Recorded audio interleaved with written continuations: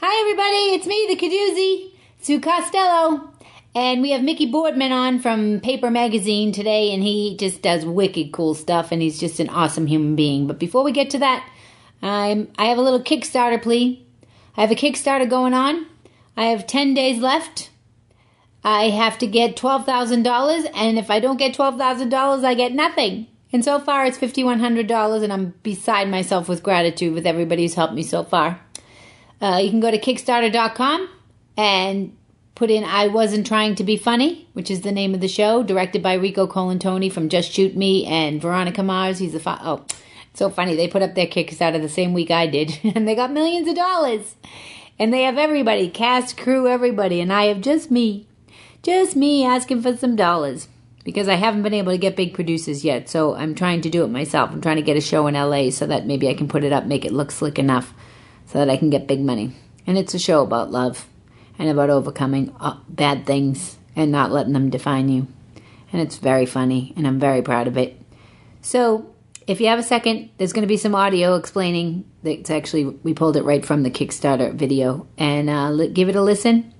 And if you're feeling it, head on over to Kickstarter and give me a couple of dollars. I promise you, you will be happy. You will be like, I got in on that when it first started out, when Sue asked me. Okay, Kickstarter.com, I Wasn't Trying to Be Funny, or Sue Costello. Bye-bye. I had a sitcom named after myself. It was called Costello. I wanted to continue on with what I was trying to do with the sitcom, so I sat down and I said, let me write this one-person show. Because I always used to say, why don't we love each other? Who cares about money? Even when I had my TV show, I made a lot of money, and people would say, well, you're going to want a plane, and you're going to want a boat, and you're going to want this. And I used to be like, no, I'm not. I don't want that. I would rather have love. I would rather communicate with somebody. I'd rather feel happy. I wanted to write a show that mimicked life. And sometimes you can be laughing really, really hard and something tragic happens out of nowhere and you have to deal with it. But then after a while, the tragedy, no matter how tragic it is, it lifts. And I always say, and I even said it to my friend this weekend, I said, why? Why do we all keep going? And she was like, I don't know why. And I'm like, because that's the part of the line in the show where I think that hope is always stronger than fear. Because why would we? And so that's what the whole show is about. Like, no matter what happened, and I show all of the good, the bad, the ugly that happened to me. And the question is like, well, why did I keep going? And why do I keep trying to change as a person and, you know, make my life a little better? I wrote the show so that people would come into a theater, a dark theater, and be able to feel feelings that they've never allowed themselves to feel. And part of me was terrified that they were going to be like, don't ever do that again. But they're not. They love it.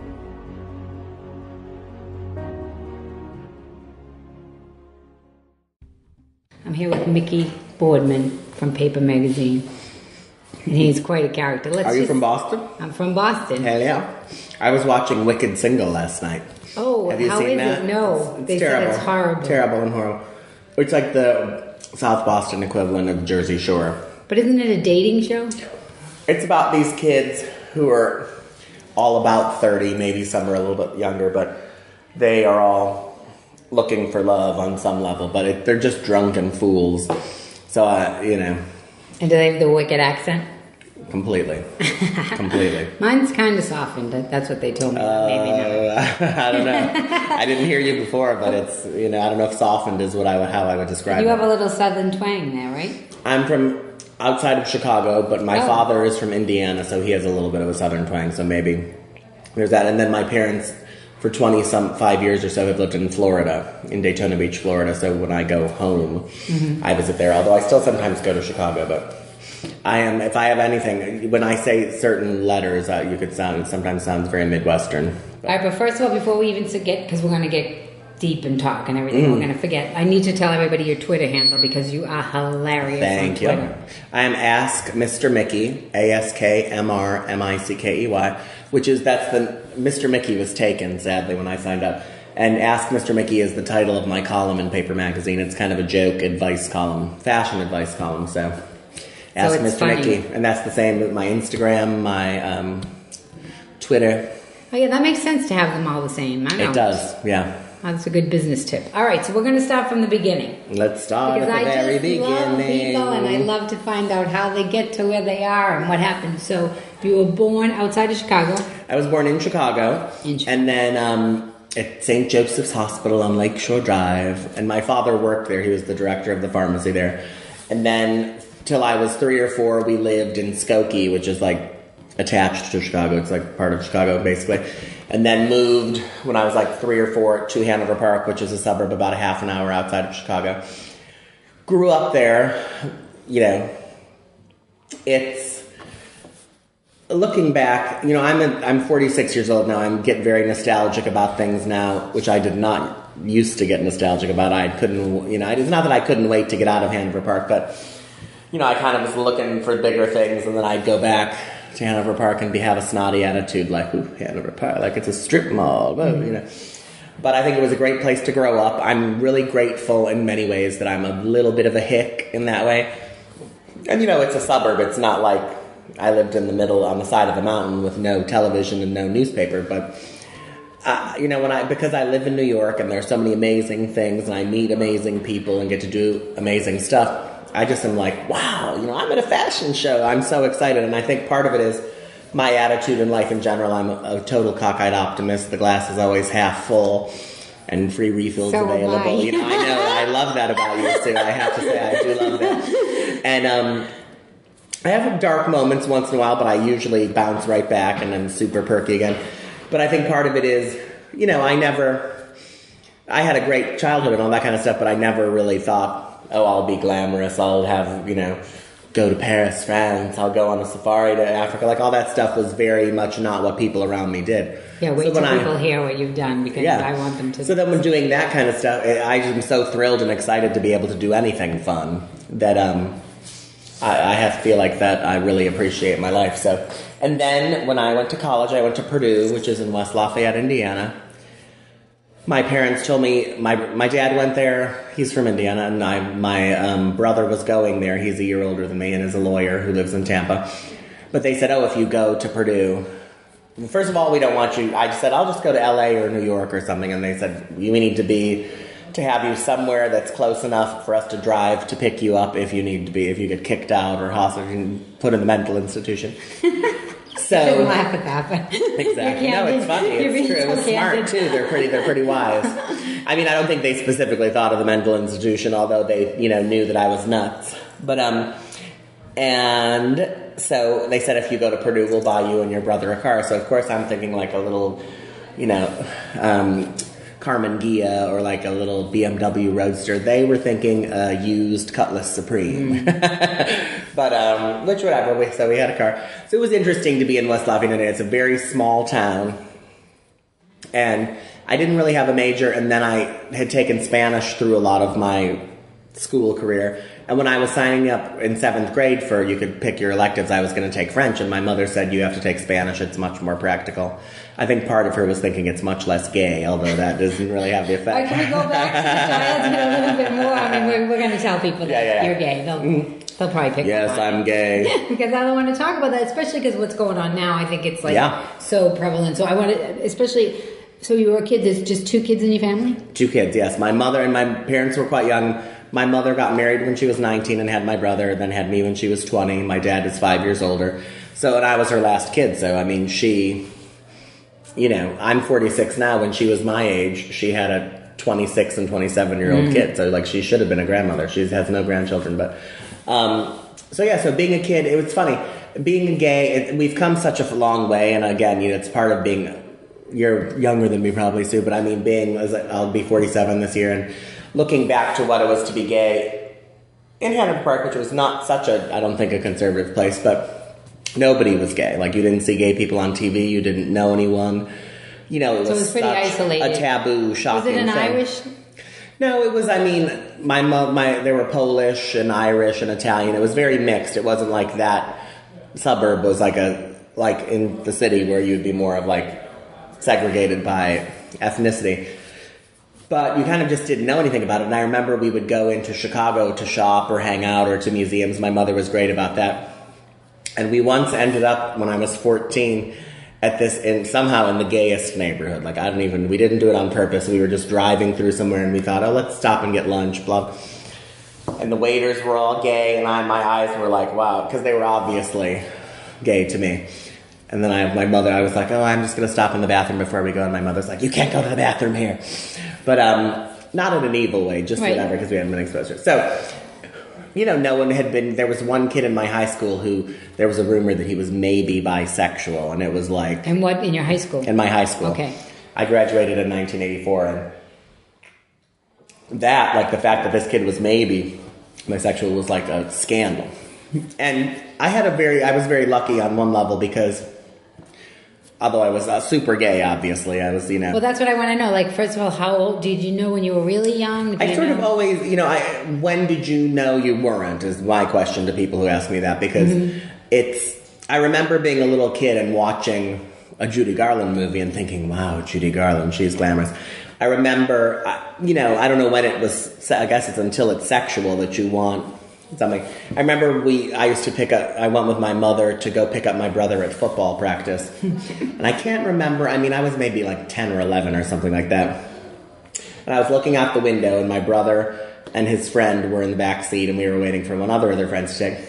And this kid walked by who was so cute. And it's one of those moments where you think you're just thinking it to yourself, but I said out loud, wow, Joey Del Preto is so cute.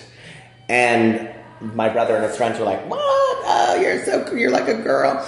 And my mother said, shut up, Joey Del Preto is cute. You know what I mean? Aww. So she defended me. But, again, I don't even necessarily think she thought, oh, this is a gay thing. And I don't know. He was very cute. I don't know, was I thinking I'm in love with him? I was always gay. It never was like... You weren't attracted to him? A shock. Never. I was to dress him up and to hang out with him and stuff like that, but never romantically. Uh-huh. Although maybe in third grade. But again, even then I think that was just kind of like, it's not sexual. It's just like you think, oh, I'm supposed to like a girl. Like I thought, oh, Margaret Smith is so cute. She's blonde and cute and with a southern accent. So, but because my brother was very popular and into sports and fun with all the tough guys, and he's really less than a year older than me. He's like, he's a Scorpio, I'm a Libra. Mm-hmm. And so I would hang out with him just, when we were very close, we would fight sometimes as brothers do, but we hung out a lot. So I would hang out with all the football team and that kind of stuff who got to know me. And the thing is, that's why I think it's so important for people who are opposites or different to meet each other, to get to mingle, because then you're a person. You're not just this abstract thing like, oh, he's a gay or oh, he's a straight or...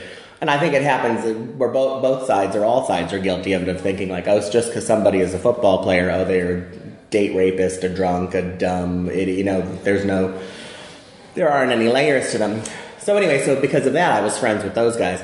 And then being a gay and being funny, being a class clown type, I was friends with all the popular girls, the cheerleaders, things like that. I still would once in a while, there would be a guy who would tease me or, things like that. It's like I was picked last in gym, whatever, like that kind of stuff, which was not fun. But I think all kids go through some kind of trauma in their growing up phase.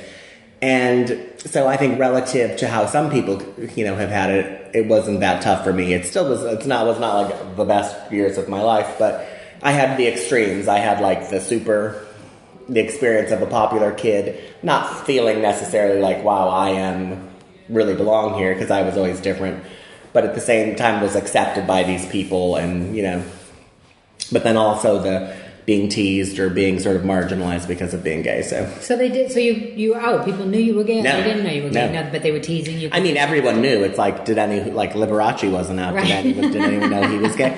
Of course, I never said I was gay. Like, to me, that was like a forbidden thing. And it's funny, like looking back now, the two giant catastrophes of my life, I realize nobody cared in the end, and they were no big deal at all. One was being gay, and one was having a weight issue.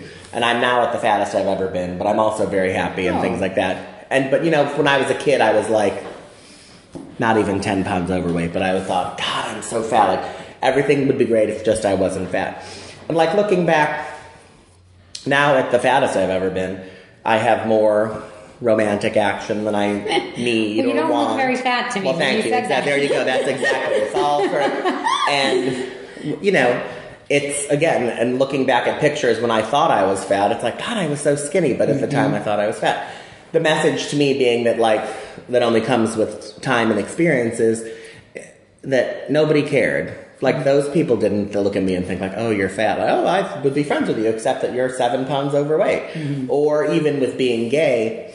Because they're probably worried about their own weight. Yeah, exactly. And the thing with like being gay, yes, my parents were not great about it when they officially found out. Although, I wore eyeshadow, when I was 9. I was Cinderella for Halloween when I was 4, and my mother let me be Cinderella for Halloween, which is great. She sounds like she was great, but she also was as she could be. Yeah, right? Yeah, as she was capable of being. But so like looking back, it's like. It really was no big deal. I thought it was such a huge catastrophe, like the world is over because I am different, being gay is bad, I'll never have a decent life. Which I think a lot of young kids struggle with even still today, which is crazy because it's so prevalent. And there's so many, I'm like, there's so many gay people in the world. I'm surprised gay people just don't take over the world. Yeah. I wonder if it's because of that stigma. We're working on it. Don't expose us. Yeah. And the thing that's why I think it's so great. And as I said, like I remember like if I ever saw anything on TV of a man, undressed or something that would be so sexy, but you never saw a gay character in any light except maybe in a horror movie or a horrible movie, like the killer was gay, and it was always like a twisted sort of transsexual gay mix, and so that was the only representation. But still, I'd be excited in a weird way to see it because it's like, wow, here's like a gay person, but it was always reinforcing the negative, horrible. Yeah, so there was not a lot of role models that were positive. Or even it would be like a very campy kind of Uncle Arthur on Bewitched kind of thing, like, ooh, hello. And that's why, like, just to see, to me, to have a show like Will and Grace, which is just was a super funny show, although I hated Will and I hated Grace, but I did love Jack and Karen. It was kind of a show that was really funny, and it didn't matter that they were gay. Right. That's who they were, and they made jokes about it. But to have a show or a movie with a character who's gay, and they're just gay. It's not like some. I remember also seeing an Adam Sandler movie, which I was in Long Island, and it was the hottest day of the year, and our air conditioner in the car broke because we were going on this road trip. Anyway, we ended up stopping at Hicksville Mall in Long Island and going to the movies because we said it's always freezing at the movies. Let's just go cool off. The only movie that was available to see was Big Daddy, I think it was, with Adam Sandler, which I never would have seen. In the movie, there's this gay couple, and they just happen to be gay. They're friends with Adam Sandler, who you would think Adam Sandler like a big meathead, and I don't know if he has gay family or gay something, and but they just happen to be gay. And at some point, someone said, "Wait, are they a couple?" To Adam Sandler, he's like, "Yeah, they're gay. So what? So they watch different porn than us. It's no big deal." And I thought that to me was much more of an historic moment than having like a movie about an openly gay person. It's because it's something that was nothing, just like a throwaway moment where in a movie like for straight knuckleheads. So.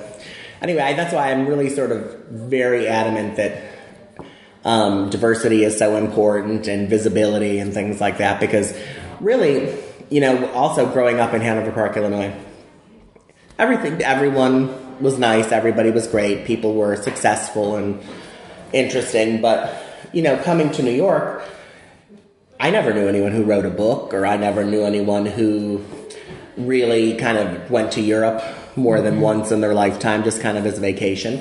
But you come to New York and you're surrounded by people who made a movie or who like wrote a book or who opened a store on women. There are all these things that are possible that I think until you're exposed to that, you really kind of don't believe it can be real on some level. And that's how I was a little bit. Like I never thought, I'm going to work at a magazine. Like I never knew anyone who worked at a magazine or did photo shoots or anything. I didn't really think, I didn't know how that worked or how it could happen.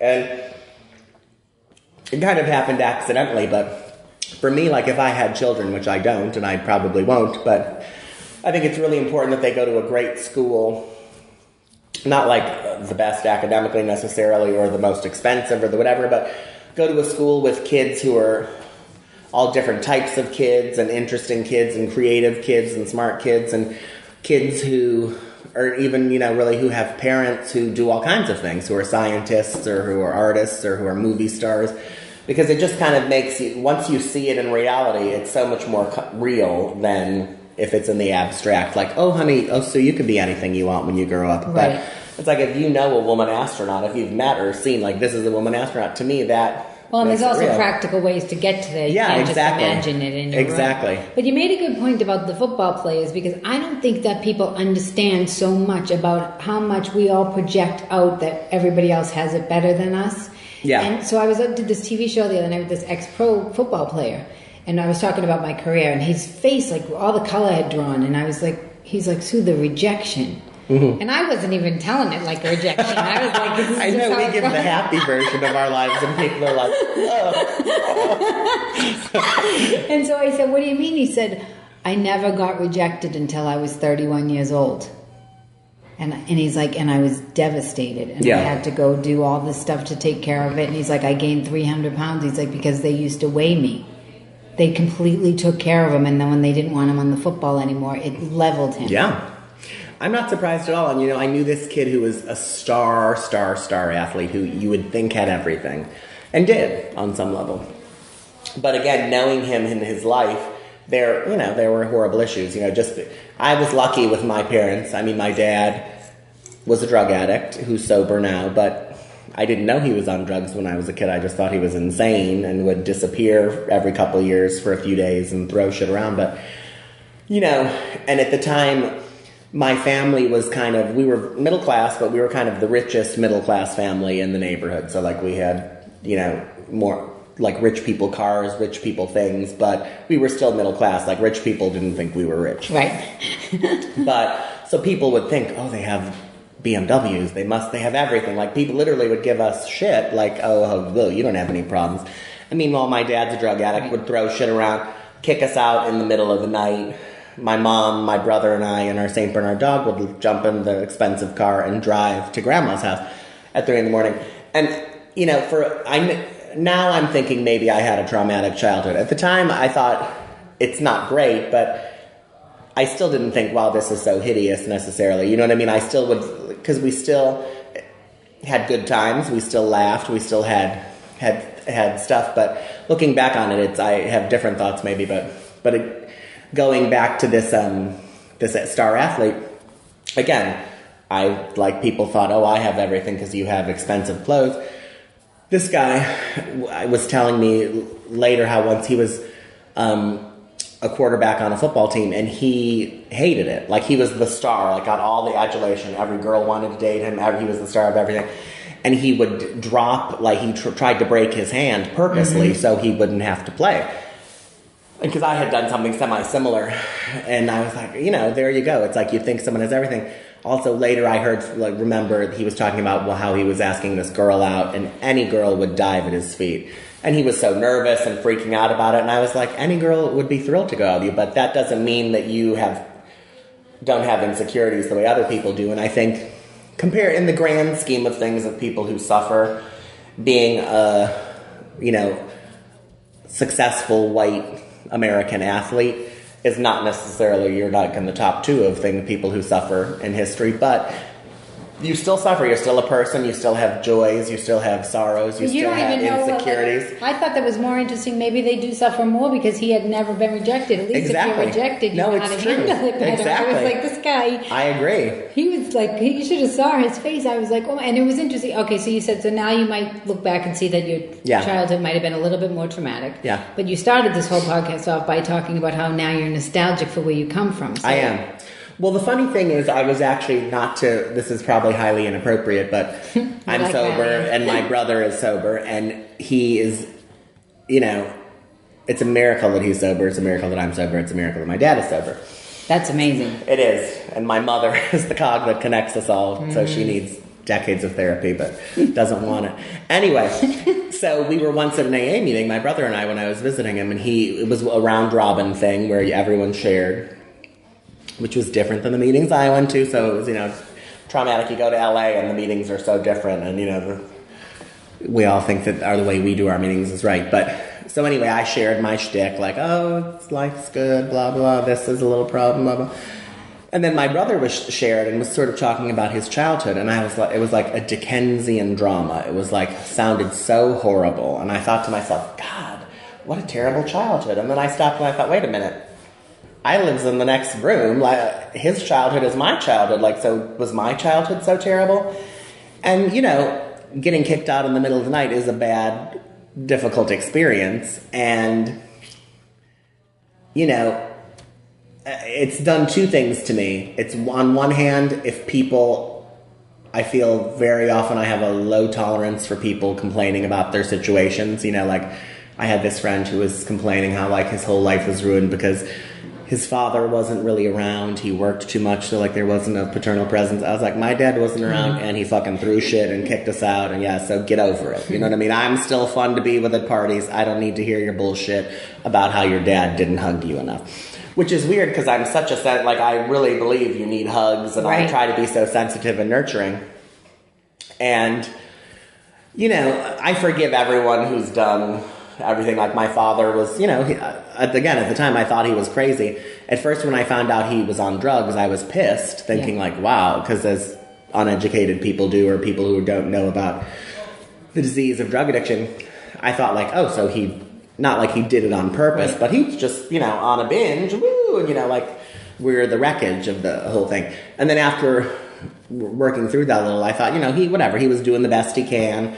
That happened. I have been out on a toot and did not act the way he did, but have been messy and sloppy and fucked up, you know, some situations.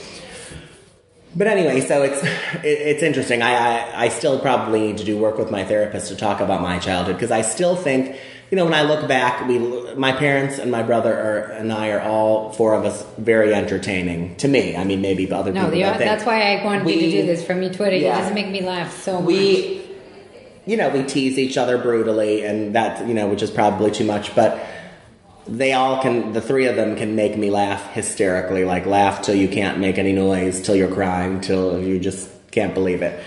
And so I remember that. I mean, I remember the bad times too, but when you survive the bad times and look back, you just think, oh, well, you know, we got through it, you know. Well, I was going to ask you, how does it manifest in your life now when your dad used to take off in the middle of the night? Does anything trigger you now as an adult? Like, maybe I have abandonment issues. Who knows? I really don't work the best with male authority figures. My therapist is a woman. I have my two bosses. One's a man, one's a woman. I much more relate to the woman on some level. Although the man's great too, but and I actually have a very close relationship with my dad now. And the thing that I've realized too is we're exactly alike. Like I thought we were the opposite, and we're exactly the same. People who are exactly opposite are actually really exactly the same. You know what I mean? Hellos. Yeah. And you know what's funny is when you were saying about your brother, like sometimes I feel like two people can grow up in the same house and experience things completely different. Completely. Right? It doesn't have to be And he never really, but also he was never the one who would complain. Like that was the first I'd ever heard him complaining about our childhood. And yeah, he was he was the type who would play a football game with like broken fingers and not complain. You know, he was like a real lunatic for not complaining about pain, and he had a lot of injuries from sports things that then, you know, continued into his adult life, which I never could have tolerated that kind of stuff. But so it's just it was very interesting. And, you know, you survive. I guess I do relate to adult children of alcoholics or drug addicts on a way, because you're kind of like war buddies or something on some level. Like you survive stuff. But again, in a way, it's like, I don't think there's anything I couldn't survive or any situation. I mean, you just got to do it. You just got to get through it, you know? And I mean, not that I was thinking that when I was 11 years old, you know, but maybe my mother thought of it. I don't know. We just kind of got through it. And, you know, life is too short. And as I was saying, I'm so nostalgic for the old times. Like, this kid sent me a message on Facebook that I went to high school with. And I literally have not seen him or spoken to him in 30 years. Yeah. And, you know, his name and my name were the next. And, like, we always sat next to each other because they seated us alphabetically in school. So we ended up sitting next to each other a lot at the beginnings of the year in high school. And otherwise, there's no reason we would have been plopped together. But it turns out we do have a lot in common. But he sent me a Facebook message and said he was in town with his son from a previous marriage and his current wife. And they just wanted, I don't know, like his wife had seen me on some TV show or something like that, and just wanted to just say hello. And I was a little bit like, oh, you know, I'm so busy, and I've already had a dinner planned with one of my favorite porn stars later that night, and blah, blah, blah. And, you know, I was like, oh, you know, because I'm also, the type. But it's funny because I'm the type. If I'm going to Boston, I would say, "Hey, Sue, what's going on in Boston?" I wouldn't necessarily want you to hook me up with your friend, but I don't know. It's nice to meet somebody who's from there, or kind of visit people in their hometowns and stuff. But I kind of was just like, oh, I'm so tired. But then I thought, you know what? He's a nice guy. I haven't seen him in 30 years. I said, I'll stop by for a drink. I have this other dinner, blah, blah, blah.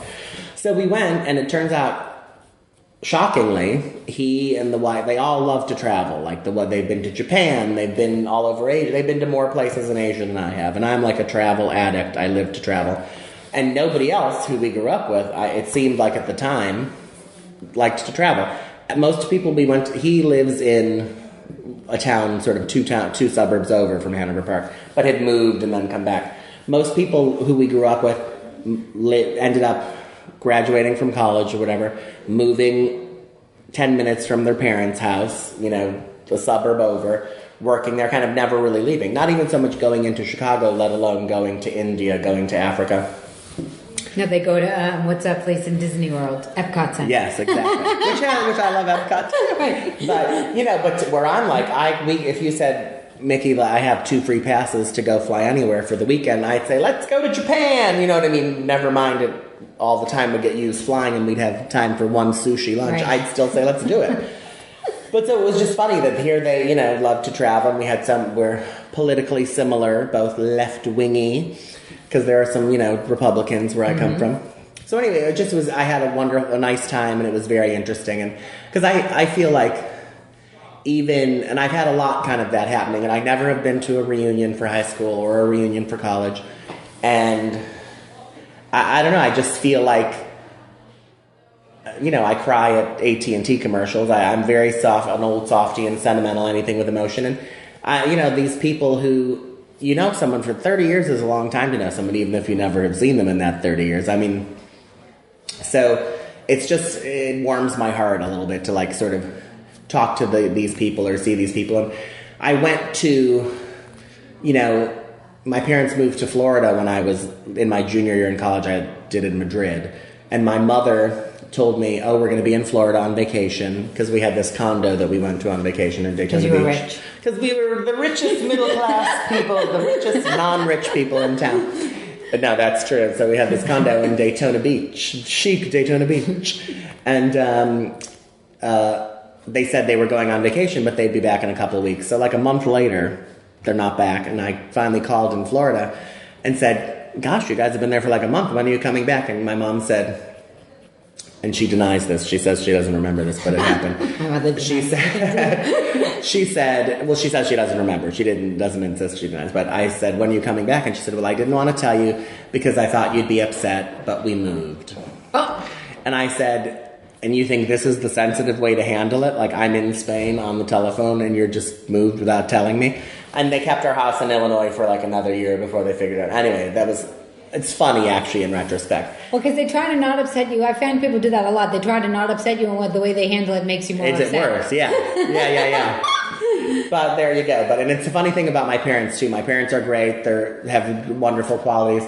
But for a long part of my life, and this, I had the bad attitude of oh, God, I really the stork made a big mistake. I got brought to the wrong house because I love to travel, and I love glamour, and I'm so sophisticated, and I like to go to Broadway musicals, and my parents just want to, watch movies on Lifetime TV. And, so I kind of, it wasn't completely they're losers and I'm so great. It was just wrong, God, I got the wrong parents. In a way. Meanwhile, they've been so great and so supportive and great. But then I thought one day, I stopped and I thought, God, well, if I feel that way, look at these parents, I'm so my dad, I'm named after Mickey Mantle, the baseball player from the Yankees. That's what my dad was expecting. And he got, Mr. Show Tune. Think about his disappointment, you know what I mean? And I just stopped for a minute and I thought, wow, it's worse for them. I mean, we all love each other, it's all great, but it's it was a really important moment for me, because then I realized, you just gotta love, look how great this look is walking by me.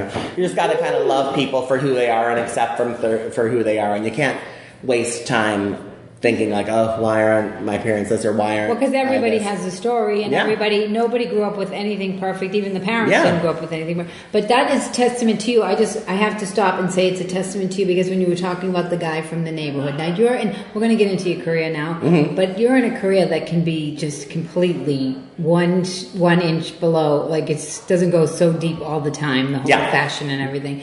So I don't know what you mean. No, I love fashion. No, I hear you. The whole idea. I hear you. But it can be both very, ways. Yeah. And the funny thing about it is nobody wins. Yeah. Everybody's always judging each other, and there's not one person who wins. That's what kills me about it. But the fact that you overcame that and went and met the guy and became a deeper person because of it, like I feel like the whole world goes way too fast nowadays. Definitely. I agree. And the thing is, I blame social media in a way for that, even though I love me some Twitter and I love some Instagram. I think it's so great.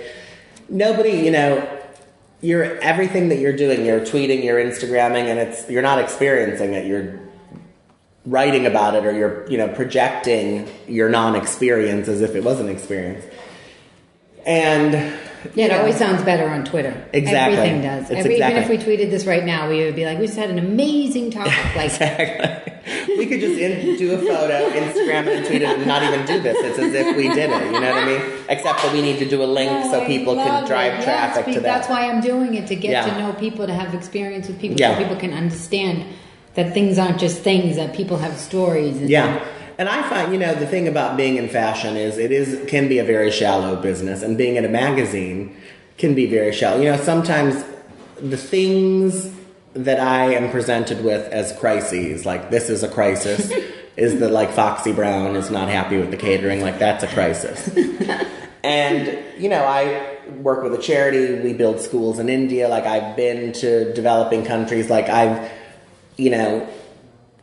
been a drug addict. Like I know what a crisis is. You know what I mean? And at the same time, if we're doing a job and our job is to shoot this cover with Foxy Brown, she needs to be happy with the catering. So you got to work it out. So luckily, I feel like it doesn't bother me that I don't feel badly about myself or think the world is doomed because Kim Kardashian is popular or because Foxy Brown needs special catering. I think that this is what it is. You got to make it work. I'm not talking about them. I'm talking about you being in the position that you're in. Maintaining your humanity is something that every person can strive for. Definitely. And, but you can worry about, I've worried sometimes about like, gosh, I'm like in fashion, was my soul rotting or something like that. And it's not. And I can enjoy fashion and still be deep. And fashion's great. It's an expression of yourself. Exactly. I really feel like it's important. It's art. It's an art in and of itself. And when you read someone like Sally Singer or Kathy Horan or Susie Menkes, who's really smart and really loves fashion, writes about it. People who write about fashion. Who don't know. Yeah. Okay. Sally Singer works at Vogue, Susie Menkes for the International Herald Tribune, and Kathy Horan for the New York Times. Like when they write, when a really smart, good writer writes about anything, it's fascinating and you can enjoy it. I mean, for me, whether it's something about science or something about politics or something, because if a good writer makes you interested and explains it in a way that makes it seem interesting. So you realize that fashion is not just bitchy and shallow and catty. There is that side to it, of course, too. But I think that people, whatever they are, I hope are balanced enough in the sense that, I have a life besides just dealing with fashion. We're in New York, for God's sakes. I mean, I go to the theater. I don't go to the museums as much as I should. I'll take you to the museums. Hello, thank you. I love it. Yeah, I love it too. And, I know that's why I love to travel, because nothing inspires me more than going to a different culture, getting plopped in, and just seeing how people everybody and how they live. And, exactly. Everybody, no matter if they're doing it at Target, Walmart, or they're doing it at high-end or whatever. And I love style. I mean, we always say the difference between fashion and style is, style is how people dress. And I love seeing, like, the girl who just walked by. Like, she has great style. She does crazy, ridiculous things and loves putting... You could tell that she gets dressed in the morning and she is excited about what she's wearing. And I love to see anybody who's excited about what they're wearing. And they could be the straight football player who's wearing khaki pants and a horrible Hawaiian shirt. Or they could be a girl dressed in the most glamorous couture gown. If you're excited about what you wear, it shows and you're expressing yourself. So I applaud that always, as opposed to someone who maybe just buys the head-to-toe look from the mannequin and kind of tries to recreate it. when it's not really right for them, or it's not something that they really feel like, wow, this is the best, this is really expressing who I am and I'm excited about it. And you can tell when somebody has something on you can tell when somebody wears clothes no matter what they are. Look, you got to look at the little kids, because there are these kids, like whether they're boys or girls, they want to wear the tutu. They want to wear the tutu every day and the sparkle shoes, because they're like a princess. Like, that's the fabulous clothes, and that's the attitude I wish we could all bring. And I'm just as guilty of it myself, because I'm lazy and I wear kind of the same uniform every day for work. Unless I'm doing something fun, I have do something a little more jazzy. But I love when the kid will only wear the tutu every day. I love it. I think that's completely great. I encourage that kind of crazy antic. My nephew, he's only a certain color blue. Yeah. If it's not the right blue, he won't wear it. He freaks out on my sister's husband, and he's like, no. He's like, those are blue. Yeah. Like, my sister's husband's from Foxborough, football. And he's like, he's like, no. And then he wants to wear his dress shoes with no socks. Love. I bought him a bow tie for Easter. He's getting a striped bow tie for Easter. Bless he you. is adorable. Bless you. And I love that you say, too, that you mention your brother-in-law, because it's like, I love a brother-in-law, that's kind of brother-in-law with the kid who only will wear the blue shoe, those dress shoes with no socks. Or even I love, my friend has 2 kids, a 20-month-old and then like a 8-week-old. And although she has a nanny and the husband's great and they're both great with the kids, it's like, I don't know how people with more than 2 kids did it, because it's exhausting. Between this one's crying, this one's shitting, the diaper's got to be changed. You're in the bath, like the dad's in the bathroom, when then suddenly the diaper needs to change. It's just mayhem. You can't do anything. But that said, also, I don't, because my brother and I have no children, it's like my parents and us. And I miss that there's not like these, there should be 2 more generations. I should be a grandfather at this point. And there's just something about, I don't want to have kids necessarily, I'm not longing for that necessarily, but just to be with different generations of people and to see an old person with a little baby, it's just so sweet. And I think it's so great to have that exchange. And as we're talking about us talking to a big football player or something, that's to me where the real magic happens, where you're just with someone who it seems like there's nothing, you have nothing in common, or you're completely opposite, and you just kind of come to this understanding. And one of my favorite people these days is this girl I went to high school with. Again, I always come back to this Hoffman Estates High School. Awesome. Who was this girl? Bridget Gannon, now Bridget Gannon Walsh of Bourbonnais, Illinois, which is an hour from Chicago. It's not, I've never been, but I'm told it's not fancy. It's like cornfield, her house, maybe another house, another cornfield. She was the most glamorous girl in my high school, I thought, and I do have an eye for glamour, so I can say that with a great deal of authority that I will not have questioned. She was the most glamorous girl. You will not waver. Yes, I am not. I know what I'm an expert in. That comes with age too. You know when you know what you're talking about. She got her prom dress at Saks Fifth Avenue, whereas the other girls went to the strip mall to Dress Barn or to Hit or Miss, and she just was different. She always was different, and that was that in high school, being different is not necessarily good. And being a gay, I know being different. But she was, great. She was glamorous. Flash forward, and I always wondered what happened to her. She was one of the few people, I never went to reunions, didn't really keep in touch with anyone except maybe my one closest friend. I always thought, gosh, whatever happened to Bridget? Find her on Facebook. She pops up. I saw she commented on some mutual friends wall. And I have to say, Facebook is amazing for reconnecting with these older people these way. Or, older friends from your past. But then actually meeting them is even better. Yeah. And so Bridget and I just sent her my friend requested, and I sent a message, I've always wondered what happened to you, blah, but you're so great. It turns out, and then I'm looking at her kind of bio, that you fill out on Facebook, and it's politics, super conservative. My idol is Eleanor Roosevelt. I'm so left-wing. President Obama is far too conservative for me. I think every person in America should have free health care, free education, all that stuff. Her idol is Ronald Reagan. Right. She loves, in a totally unironic way, she loves Sarah Palin. She loves guns. I assume she has a gun. I will put up things about marriage equality and feeding starving children. She puts up pro-life things. She absolutely is rabidly pro-life and there should be no rules about guns. Kids should take guns to school. Guns. But we just love each other. Like, we are such good friends and love talking to each other.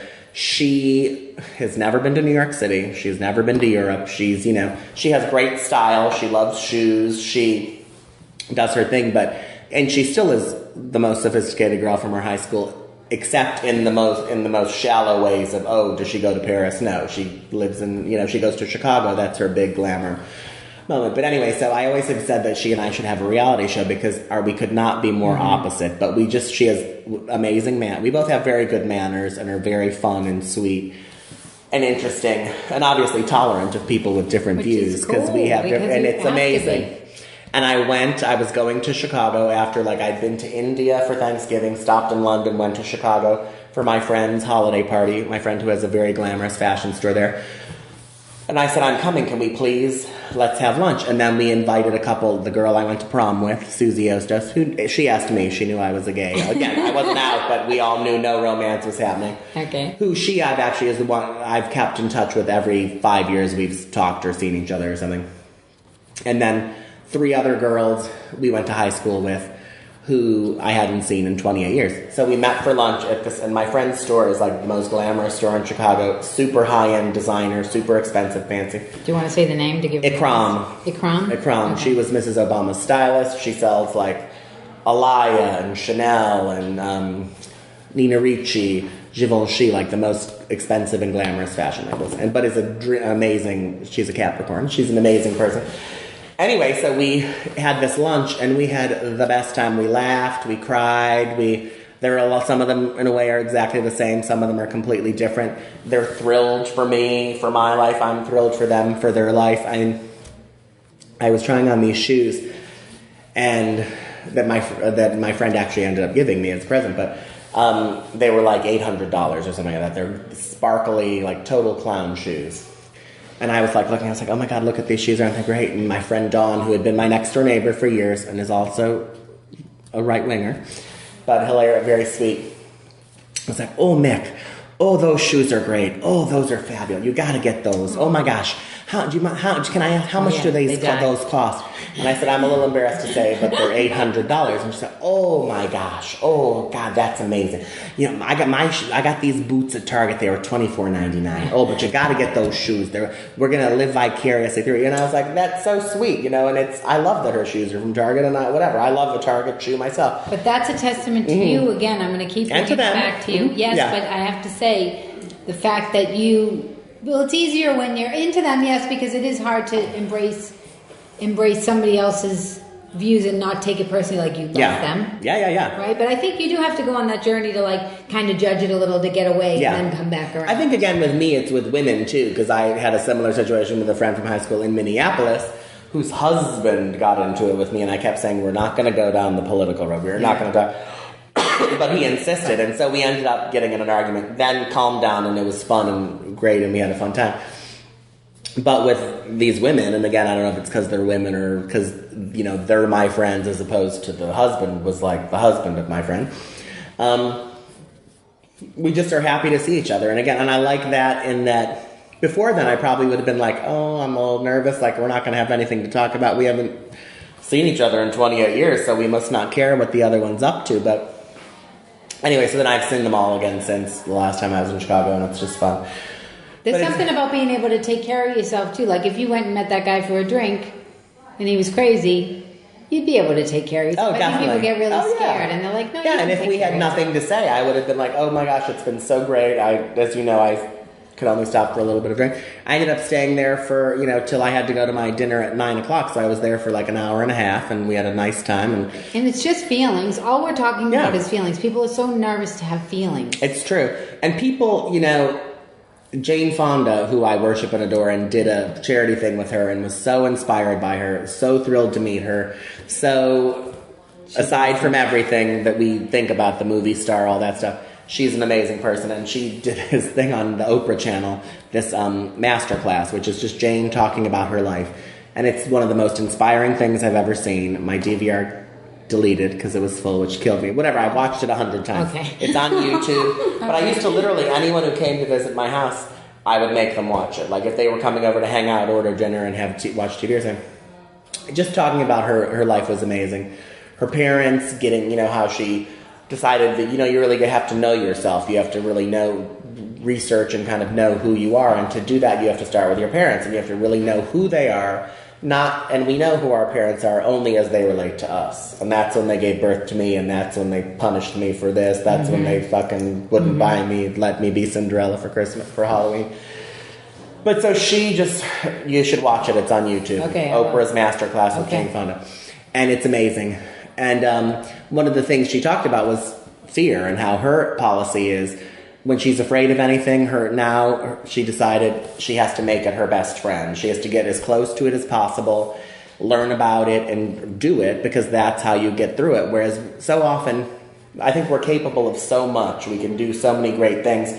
And that's why I said I think it's important, like, for your kids to go to a school where they see that kids can be astronauts or whatever. They're exposed to that so that it can be real to them. Because, we just think like, we think so little of our abilities. We simultaneously have delusions of grandeur and insecurities and don't realize how amazing we could really be. By being human. By being human, by being afraid and being, seeing someone who you would like going to. An example is there's this charity called Living Out Loud, which is an amazing charity that gives scholarships to gay, lesbian, and transgendered youth. And my friend is on the committee, and I've gone to their events. The guy who started it is amazing, and he's always wanting me to help him. And I kind of am like, well, I'm happy to help if I can. I have my other charities I do, but one of the things they do is they have this program where the gays go back to their own high schools and kind of do a little talk for the class. And he was asking me to do it, and I was like, I don't think I can face that. And I really, for whatever right reason. Away, judgment, fear. Right away, yeah, I've gotten away from it. I don't know that I want to go back. And I need really to do it, really, because it's, not because, oh my gosh, I'm so great and I will change these kids' lives, but to have a gay, if you're in high school, to have a gay who went to that high school, left, has a life, whatever. And is still kind and loving and cares about people. I think that's the most important thing that I keep getting out of this conversation. Yeah. So it's and you keep skipping over it like crazy. Thank you. No, well, thank you. I try to be kind, and I know that I'm a nice person. Deal. Thank you. And again, I don't feel like I'm like someone who works out every day for an amazing body. I don't feel like I've worked to be so nice. So I just am how I am, and I'm happy that I am how I am, and I accept your compliment, and I feel the same about you.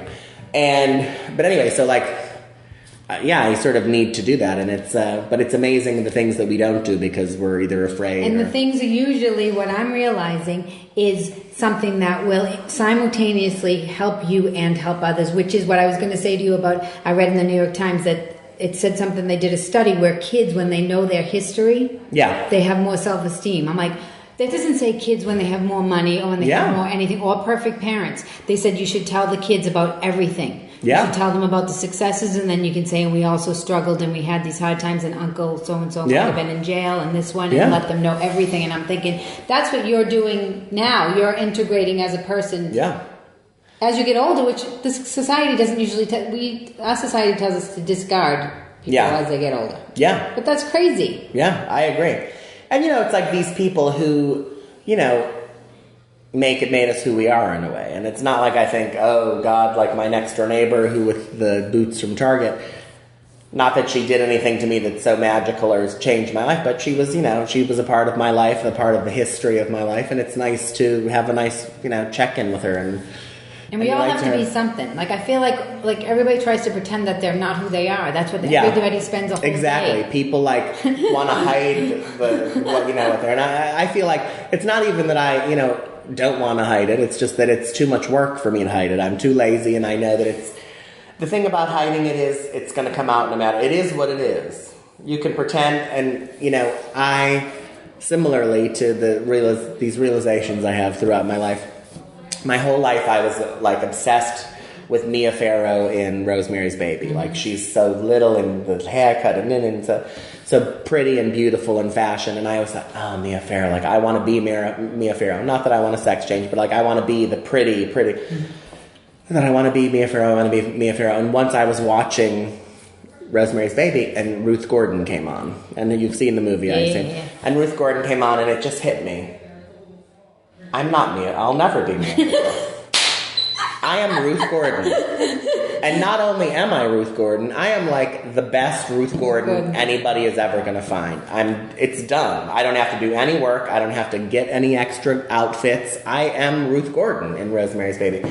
And that's fabulous. Ruth Gordon won an Oscar. People love Ruth Gordon. She steals the movie. And that's amazing. The only problem is, if all you want is to be Mia Farrow, and when you're Ruth Gordon, then you're miserable. You don't think like, wow, look, I'm great, I'm a movie star, I'm just not the star I'm aiming for. So that was very freeing, kind of to be like, look, this is what I am, I also feel that gets you more love. Completely. The more you reveal yourself, the true you, people are so terrified. If they knew this, they would think, which brings us back to the beginning of the conversation where you thought if you told people you were gay that they would. Yeah. Which we're coming close because we just talked, we could talk for 47 hours. Yes, we need a 5-part series. We might have to come back because I want to talk to you about the whole, but first of all, I just want to know specifically your exact title here is. Editorial Director. Which means you do. Which means I'm kind of, I'm in a way direct the editorial department. We have 2 bosses who started paper who are editors and publishers, but I'm kind of in charge of seeing what goes in the magazine. We're very much like a family here, so it's not like, people will introduce me, this is my boss, Mickey, and we're all both like, wah, wah,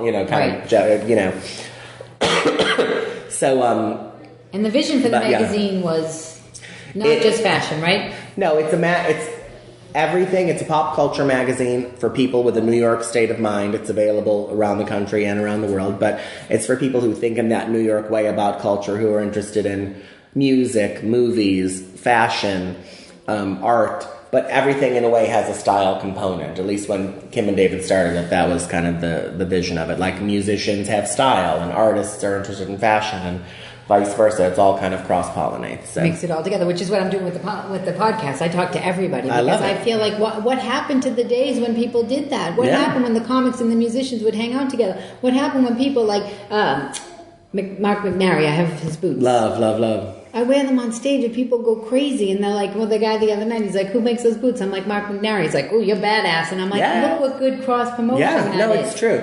And that's, the thing that our attitude about is kind of about life, and the magazine is about what a good party in New York is about. Because in New York, as you say, a fun party isn't like everybody is a musician who is in the exact same world. A great party is when, especially to me in New York, is when you have the richest glamour, but you have a princess visiting from Europe and you have a hot skater kid who just happened to end up there somehow, mixed with uptown and downtown rich and poor artists and musicians. Because, that's fun and interesting, and that's a mix. It's also inspirational. It's where you get inspiration from. Exactly. If everything's the same, you don't get inspiration. Exactly. Like if you look in a room and everyone looks exactly the same or everyone thinks exactly the same, that's so boring. And you guys have a thing where you do, is it 100 Most Beautiful People? We do. It's the Beautiful People issue, which is out now.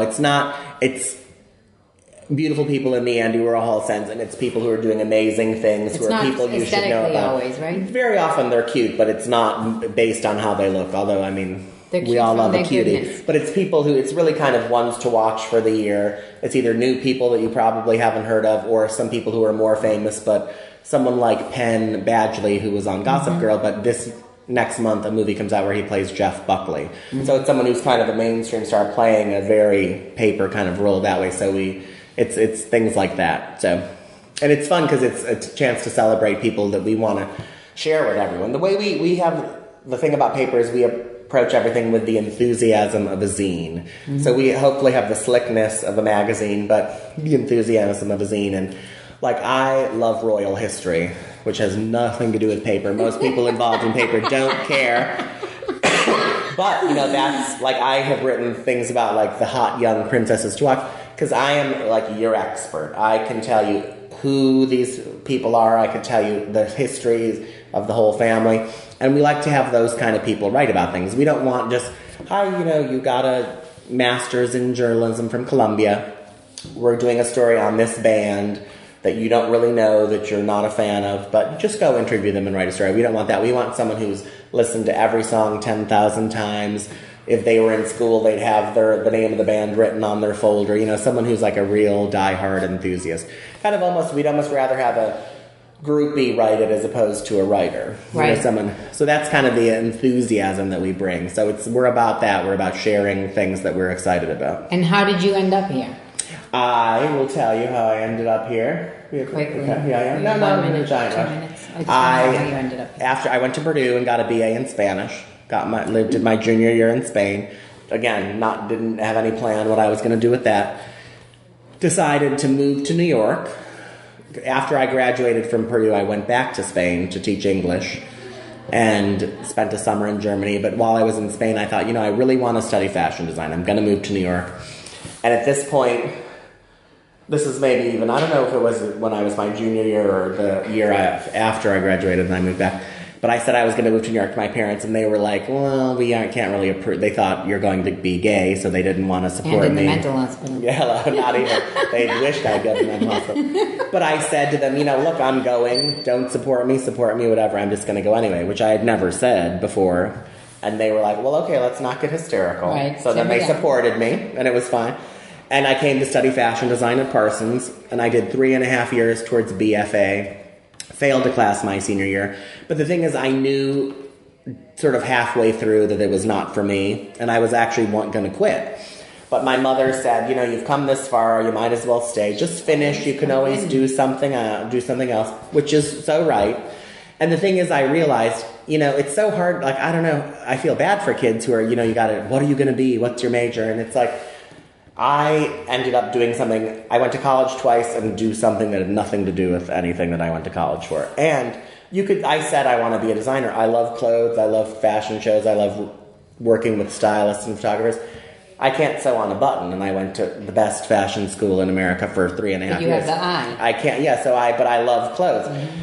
So, you can't learn until you do it. So I look at all kinds of school things as, personal growth and development. You kind of discover who you are, and you could study one thing and end up doing a job for another thing, I think, at least. And this one's perfect for you. This is perfect. And so at school also, I had a very different approach to what they liked at the time. It's different now. I think they're much more encouraging of diverse kinds of approaches. At the time that I was there, it was very much, we're training you to have a real job on 7th Avenue as Michael Kors or Marc Jacobs' assistant. Right. So you need to do clothes that will sell. It was all about teaching, and they were thinking, we're training you to get a real job so you can survive. They weren't into the take your time with this, do something crazy that you can't make, that you would be too expensive to buy. They wanted the real thing.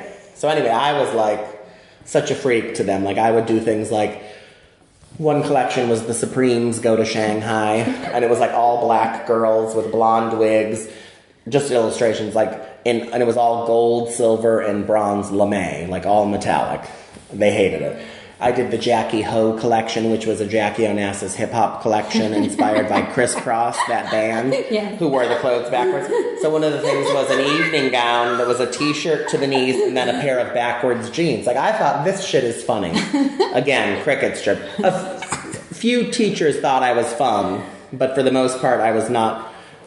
I was the opposite of what they wanted. They thought you should be. So it didn't really work for either one of us. I'm still glad I went. I go now, I'm a judge the senior projects. I help choose the designer of the year, so it's funny that I go there. Yeah, you do. Anyway, but I was an intern at Paper. It was just my favorite magazine. I always loved magazines. And they... we have to go to this thing, but... Okay. So I always loved magazines. Paper was my favorite magazine. I tortured the newsstand by my house. I lived on McDougal Street between West 4th and Bleecker. And I would always be like, is the new paper here? And they'd be like, you just got the new one last week. So you were like wait a till next groupie. month. I was, like a groupie. And my friend, one of my friends from who I met in Spain, who was an American exchange student, her best friend was the managing editor at Paper. I met her and said, oh my God, I love Paper. You're so lucky. She said, come be an intern. So I came and had an interview to be an intern and was super nervous. I was like, oh my God. And I sort of became the star intern. And whereas at Parsons, they'd be like, oh God, there's that freak. Here, they'd be like, oh my God, what are you wearing? Oh, it's amazing. They went crazy for me. And I find a very interesting thing is when people give you super positive reinforcement, that encourages you to work harder, to do better, to, completely, And a lot of schools in the time at Parsons at the time was very demoralizing. Their attitude was very, there are too many of you, we got to weed you out. Like the stars who did the best work got like a B or something. You know what I mean? Like it was very not build. It was very destroy your ego to rebuild you. Whereas here they were crazy for me, and I ended up failing that class. So I would have to wait to do the whole year over again, and that was like right at Christmas time. And someone quit from here, and they asked me to just answer the phones till they figured it out, and that was 20 years ago, and I've been here since then. I love it, Mickey. It's so awesome. Yes, it's like a movie. I'm going to have to come back and talk to you again about it because you're awesome. Part Let's make 2. sure. Yeah. Ask Mr. Mickey on Twitter. Ask Mr. Mickey on Twitter and Instagram. Papermag.com, you can see my column every month, and I do some blogs on royalty, which no one cares about. No, you might have a whole new royalty fan. I love it. Royalty fans, please find me. We're going to take a picture so everybody can see you, too. All right. I love it. Thank you for coming, Mickey Boardman, Sue. everybody. He's awesome. Look at that beautiful nail polish. Oh, thank you. All right. Bye, everybody. We're out. Bye.